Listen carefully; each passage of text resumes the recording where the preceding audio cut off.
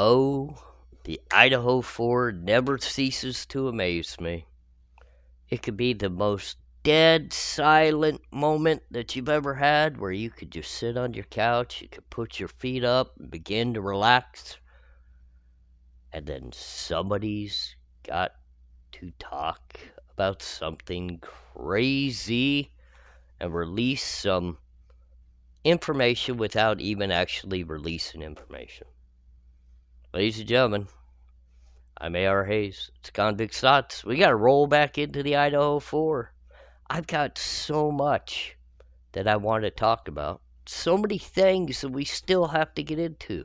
If you remember, we were breaking down the evidence that a defendant, the Idaho 4, would want to actually attack. We've already talked in a 3-part series about the inside of the home, and we were going to transition to the outside of the home. And I got to get to it. I really need to get that stuff out of my mind, off of my chest, and actually talk about that because it irks me. It irks me to think about those types of things, and it's because Xana, Ethan, Maddie, Kaylee all deserve justice in this actual case. But on top of that, I'm not solely convinced. I'm just not convinced that Brian Kohlberger is the actual perpetrator of the crime. Until I'm convinced, and trust me, ladies and gentlemen, I know it's going to take time. I know we have trial before us. I'm not one of those people that says, oh, I got it all figured out. I don't. That's why I'm sitting here talking with you. That's why we do what we do. We discuss what we discuss. Why we get infatuated. Because there's so much to talk about. There's so much that just we don't know. But, there's no new document drops. We haven't heard anything in regards to the on-camera review of the IGG information by Judge. So we don't know anything about what's actually happening within the process. So it's a little quiet. Which gives us breathing time to actually not only refresh ourselves, right? And think about different aspects of maybe things that we're overlooking within the case, but we can also venture out and think about other cases and other justices that need to be found as well. And that's very important. It's very important because crime happens across our country on a daily basis. And every lost victim deserves justice. Every one of them. Every one of them. And every family does too. Which brings me back to what? Here we are again. Who's involved? We got Banfield. Off of course, mainstream media. I don't even know if I want to say the full name because maybe I'll get sued or attacked. News N, I'm sure everybody knows who it is. Interviewing, guess who again, ladies and gentlemen? Guess who again? Steve. Okay, first off, I feel for the man. He's a father that lost a daughter that there's no question in my mind he adored and loved with everything he was. He loves his entire family, it seems. Yet this man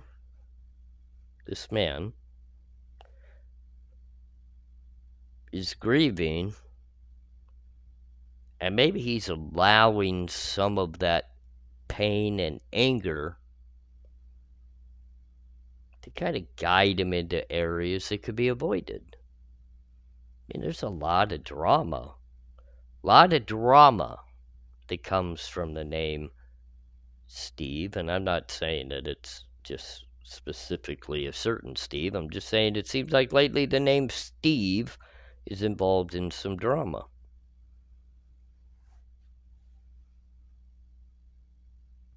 We know law enforcement didn't seem to click on right away the cameras or the video footage that would be necessary from the surrounding area of this crime to make it an actual point to go find that. So it seems as though the Gonzalez family had to take it upon themselves to find the different cameras and some of the original footage that I hope, and it seems as though, has been turned over to investigators. But I do have a question in regards to some of this said footage, including new explanations by Steve in regards to some footage that he has seen. Now, let's start with leaked footage that we know of that many rumors have stated the name Steve had some involvement within the leak. Could be. I've heard many of rumblings of how the footage even ended up in his hands.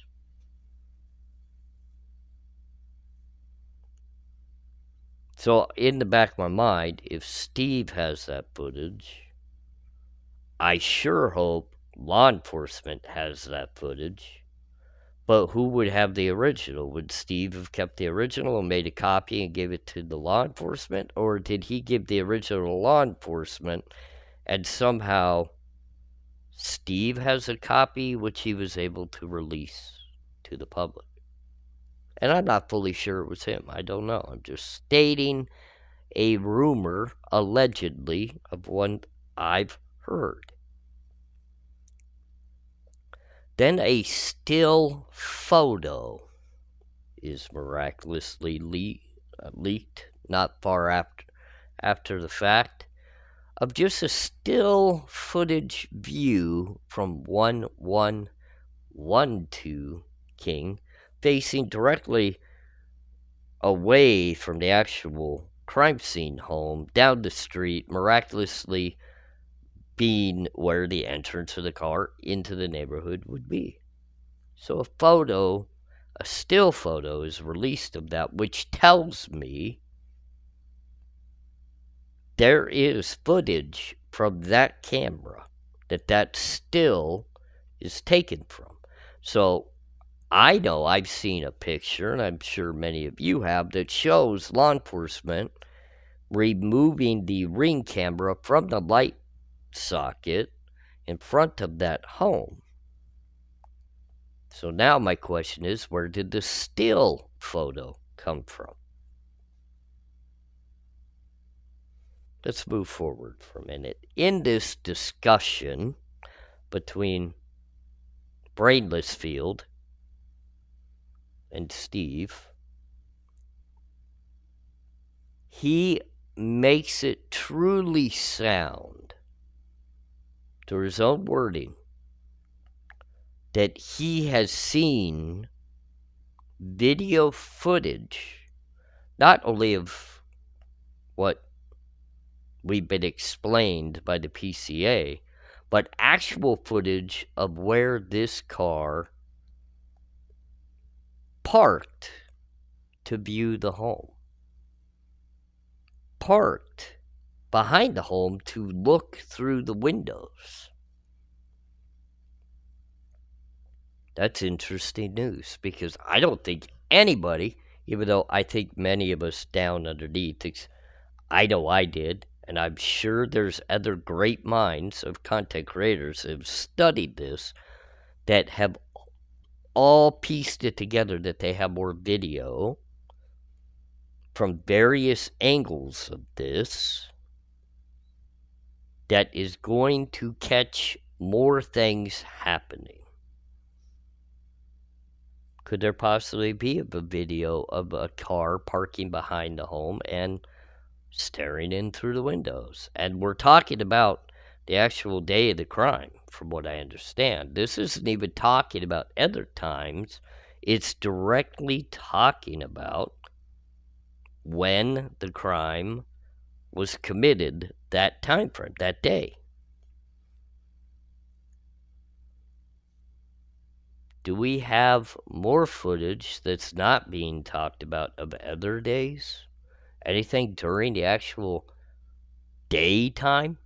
Maybe other days, even in the nighttime, they caught more than what is being said to us now? Because in my mind, when I read through the PCA, I can tell as I'm reading through the description that they're piecing together the route and the actions of the car. And I know for a fact, and I'm sure many of you do as well, that's not all caught on one camera. It's not. It's not caught on one camera. But where are these cameras and who has the footage? Because why, if law enforcement had this footage and it was a part of their investigation, there's two questions I would have right off the bat. One being, you don't have actual footage that shows out of all of that a license plate or an actual identification of the suspect that is better to be utilized than bushy eyebrows clad black and a mask by a 4 o'clock in the morning young lady that doesn't seem to want to testify as an eyewitness. You don't have something better than that to utilize? Not only in your probable cause affidavit that could have spared having to throw Dylan to the wolves, but do you have anything that could have literally locked this case absolutely down if you released it right off the bat through that PCA and said, hey, by the way, we have his license plate number that matches his car, that absolutely shows him in and out of his vehicle? This case would be done and over, ladies and gentlemen. None of us would even be talking about it except to honor the 4 lost lives and talk about when this person's going to see the end of his life. Death penalty. Instead, in the back of my mind, having been through this once or twice, they don't have a license plate. They don't have actual description of the individual in and out of that car that went in to the home. They don't have it. If they did, they would have utilized it. They would have locked this case down, heart and soul, done and over, moving on. And we're not at that point. We're still fighting over IgG DNA. But my second question to all of that being, where did Steve see this said video that he's talking about seeing? Very clearly and distinctively describing what he saw. So I question, where did he see it? But then again, on the backside of that, tied into this same question,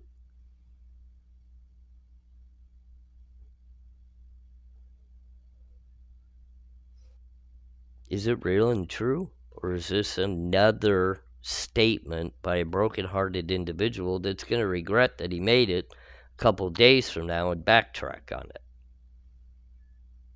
We've heard a lot of things said in regards to this case by certain individuals that I'm sure they've had to come back and correct, and they use the statement, hey, we're emotionally distraught, we're in the middle of a huge case, fighting for our daughter's justice.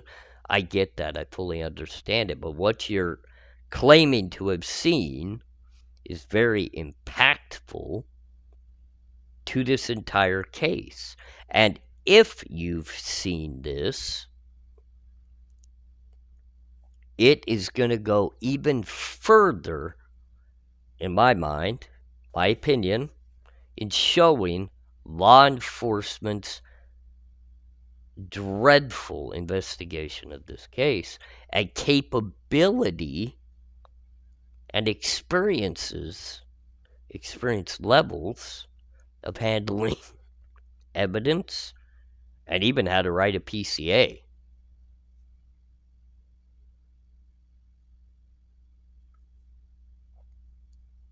Within this discussion with Steve, talking about this, he makes it relatively clear that in his questioning of the home being demolished, he was pretty much tapped on the shoulder and the back and told, take a deep breath. This case is locked up, locked down. We got it. Meaning that the prosecution's fully confident within prosecuting this case. I'm not even sure if Steve believes what he just said. Out of the two of Kaylee's parents, loving mother, loving father, Christy seems, in my opinion, to be more heartfelt sold on Brian Kohlberger being the actual perp and only perp. Whereas I, in my opinion, feel as though Steve still has an open mind to whether Brian Kohlberger acted solely on his own or had help, or if he may just, it's a question of whether he's even the one. And I'm sure when you're in emotional chaos, that's easy to have that issue. I get it. I really do. I couldn't imagine being a father losing my child. I just couldn't. That would be hell on wheels, would be breaking out on that. No doubt about it. But in the speaking of what he has to say, he's insinuating the prosecution's 100% solid in their confidence levels within this case, but also within that, he throws a tidbit. There could be more coming based off of investigation and data towards others. That's a very interesting statement. And I've been hollering all along, as many of you have, this doesn't seem like an individual crime. Just doesn't. Now, many of us have thrown our theories out there of who else, how else, what they did to help cover up this, that, whatever it might be. We've all had our theories. But as an overall, in the people that I discussed the case with, that discussed the case with me, we've interacted in a mold of a multi-perp crime. Many of us feel good that it's a multi-perp crime. That's where I'm at, and I've had many agree with me.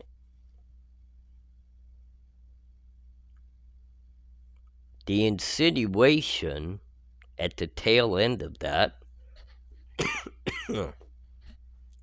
gives me a few ideas, and it's going to be the second video to this, of why the FBI seems more of in the lead than behind the scenes in this. And we'll get into that. That's video 2. I don't want to overwhelm you with a very, very long video. I just don't. But if you haven't seen it, please take a look at the News N mainstream media interview of Banfield interviewing Steve G.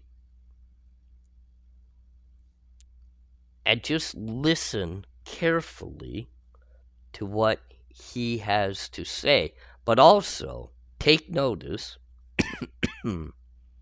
Excuse me.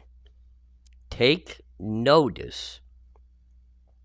This will tell you how scripted this all was. Take notice. Banfield ignores what Steve is saying and just moves right along. She doesn't stop and put up her hands and even say, wait, what? Wait, what? Video? Or hold on, they're doing more of an investigation. They're looking into data. What?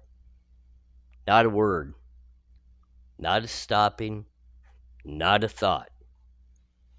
Bing, bow, gone. Didn't even hesitate to miss that one. It's like my free-flowing hair. It just kind of went right over her head. Woo! Intentional? Probably, because it wouldn't fit the whole mainstream media script that they've been throwing out at everybody. It just wouldn't fit. They even showed that they've been wrong in a lot of things. Anyways, I'm sorry. I love other people's words where they say, I digress. I digress. It's a cool word, digress. I don't think I've ever used it before in my life until I heard it on the YouTube wavelengths. And I've digressed a lot. But anyway, take a look at that and watch the way the interview proceeds and just how actually emotionless the entire thing is. But I mean, I understand that a paycheck through mainstream media interviews it comes in handy. It does come in handy. But anyways, it's a tidbit, ladies and gentlemen. What data could he possibly be referring to? That could be the cell phones. That could be data on the computer of interacting with people outside of the area. There could be a lot of things, and we're going to go over that, I promise you, in video 2 of the FBI involvement. So please keep your eyes open, because that should be coming soon. Steve G. Got a lot of respect for that man for holding himself together and his family together through the hardest of times. But sometimes, I've heard every word the man has said, and a lot of it didn't add up. A.R. Hayes, Convicts Thoughts. Another great time spent with all of you. Hope to do it again soon.